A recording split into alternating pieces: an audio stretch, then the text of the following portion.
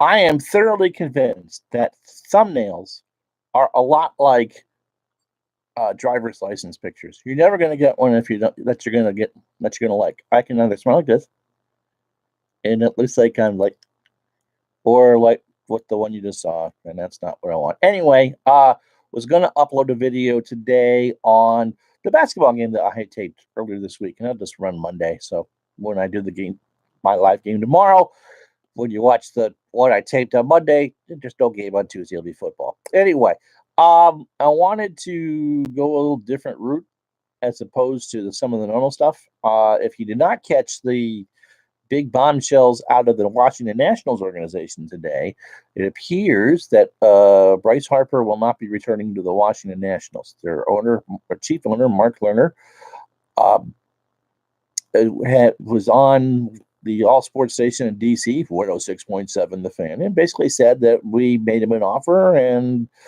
he didn't want to take it. And so we wish him luck wherever he goes next. Don't think it's going to be back. I can't say I'm too surprised at that. And this is going to upset a lot of National fans. I really think this is the best thing that could happen to the Nationals is that Bryce Harper doesn't return. Now, I say that after three partial seasons watching the Nats. I saw that one person leave as soon as I said that. Yep, I did say it. The in my one full season and two other partial seasons, what struck me about Bryce was that he didn't really seem to want to be there.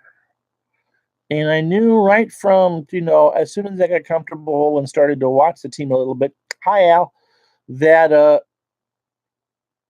that he didn't strike me as the superstar that he never struck me as a superstar that him and his agent thinks he is.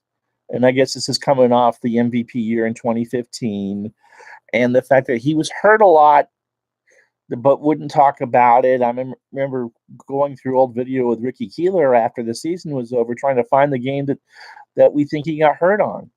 And his 2017 was okay, good little run, and then he got hurt running over the base, and they kind of botched his recovery, and he certainly wasn't ready for the playoffs. And then, the first half of 2018, when they really needed him to take over the leadership of the team, he would hit a lot of home runs and he would draw a lot of walks, but he wouldn't get on base otherwise. And listen, he's been told his entire life that he was the greatest thing since sliced bread. That's what happens with all these young players. And with the money on the table, they believe it. I've watched a lot of young, good players in a lot of sports over the years. I can tell you that the cat's going to say hi. Hi. You gonna talk about baseball too? No. I can tell you that how much you got paid was secondary to the effort that you put in.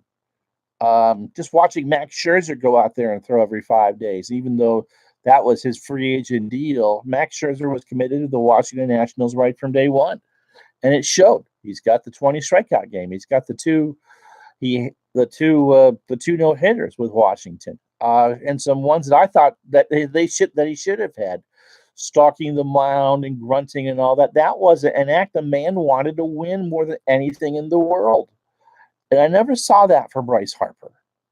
I'm not saying that Harper's a bad player or a bad person or whatever, but I never saw that I'm going to carry you on my back and we're going to win that I saw with Max Scherzer, that I saw with a healthy Ryan Zimmerman, that I still see with Tom Brady every time that I fall asleep during a Patriots game, that I saw with Larry Bird, Michael Jordan, Magic Johnson, that LeBron James does wherever he plays. I mean, that was one of the issues with LeBron in Cleveland both times, where that they never put a team around him that could win.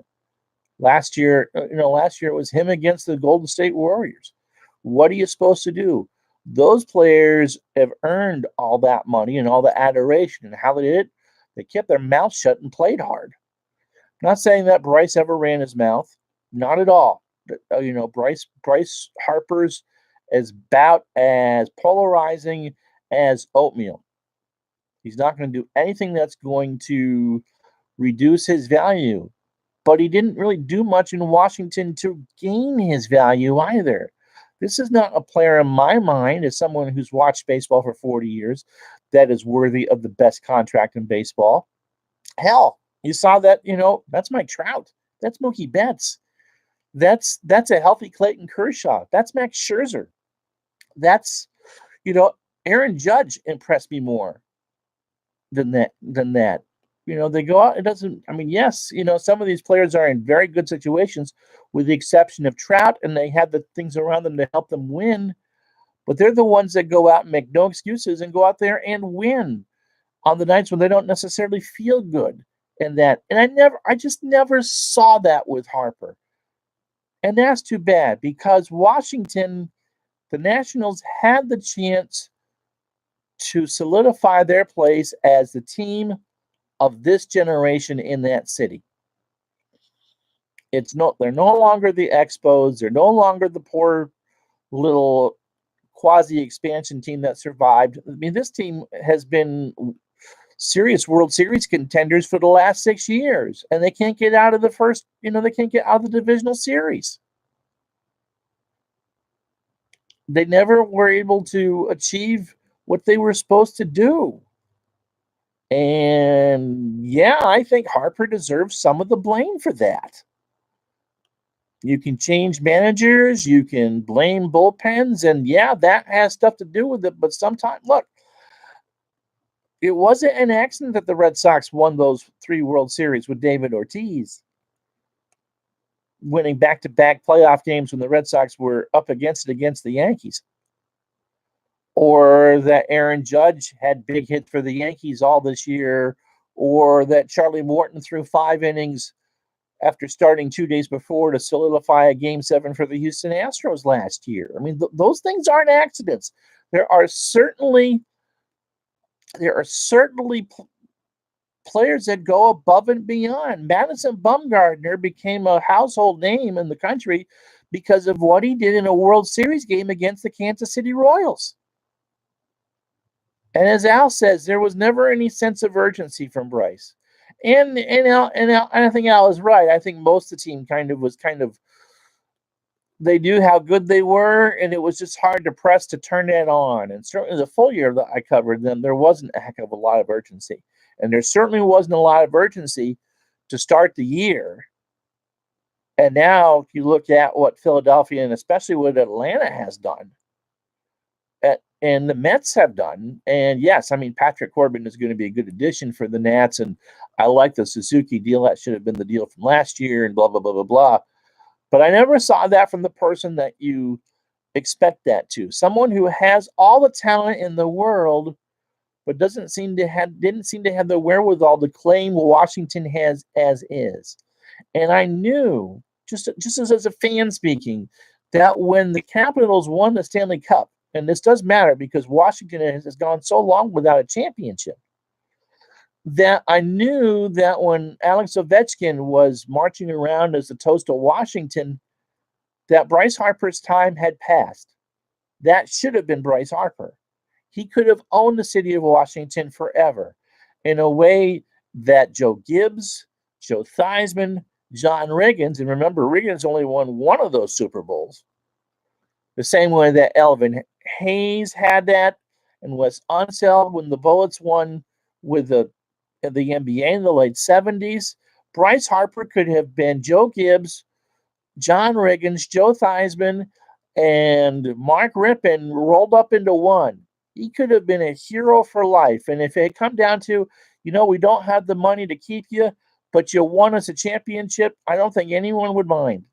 And instead, Harper's going to go wherever it is that he's going to go. And he's going to be a lot like Alex Rodriguez or Giancarlo Stanton. Hey, ID, he's going to be the hired hand. And all those years that he wasted, apparently, in trying to build his reputation in Washington isn't going to be there. He kind of blew the chance. Now, here comes the cat again. The cat is tired of me talking in the camera. he could make that determination wherever he signs, whether it's with the Cubs or the Dodgers or the Phillies or the Cardinals or whoever Scott Boras is going to twist over for that money. He could do that, but he had the chance to do it in Washington, and whether it was his decision or Scott Boras's decision or whatever, it didn't happen. And you know what, Nats fans, you guys are going to be better for it. I hate to say that. So that's my opinion on the whole deal. I'm sorry for those fans who feel hurt. Free agency's a bear, but getting drafted at 19 and being thrust in the spotlight, you don't get a choice where you're drafted. And Harper did everything that Washington asked him to do. He did some of the winter fests, and he was a good sport and did a lot of ads. And I'm not saying this to denigrate what Bryce Harper is as a person or as a ball player, but look, I know I can't define what makes a championship team. It's kind of like talking about obscenity. I know it when I see it, but I can't put my finger on it. And I just never saw it with Harper. I saw it this year in Boston on the year that they won 108. And, let's see what kind of a playoff team they are. Well, okay, we know what kind of a playoff team they are. I see it with Jose Altuve in Houston. Take care, ID. I've seen that championship thing before. The Capitals had it. You go back and read everything about the Capitals from their Stanley Cup run. That was 20 guys working in one motion. And for every Alex Ovechkin, there was a Jay Beagle or a Brooks Orpik or whatever. That's what it takes to win a championship. Why do you think Tom Brady's busting his ass at 41 years old? It's not for the money. It's not for the record book. Okay, he likes 1,000-yard rushing, but it's to win another championship. I never saw that with Harper. And if you're going to pay that top dollars for anybody, whether it's Harper or Stanton or Judge or Mookie Betts, you better get someone in return that can say, okay, we're struggling. I'm putting this team on my back, and we're going to win. Keith Hernandez, Gary Carter did that with the Mets in '86. Carl Yastrzemski in '67. That's legendary. Absolutely legendary what he did, especially after Tony Coglignero got hurt. We see it time and time again in the NBA. I mean, LeBron James has literally one-handedly gotten teams to the NBA Finals. It took Miami to get him to win one, I think. I mean, it takes a special kind of effort to get to that next level. And in 6 years and 4 trips to the playoffs, Harper couldn't do that. I don't want to say he's selfish. I don't know the man. But I think Washington, with what they have now in the outfield, is going to be a better team next year without him. And I would not now be surprised if they actually got out of the first round of the playoffs. All right, live basketball tomorrow. I'm not sure what I'm going to do. Most of you who are going to watch this aren't going to care about what I do. Be kind to me in the comments. I'm Ron Juckett for Retro Sports Network. We'll talk to you the next time.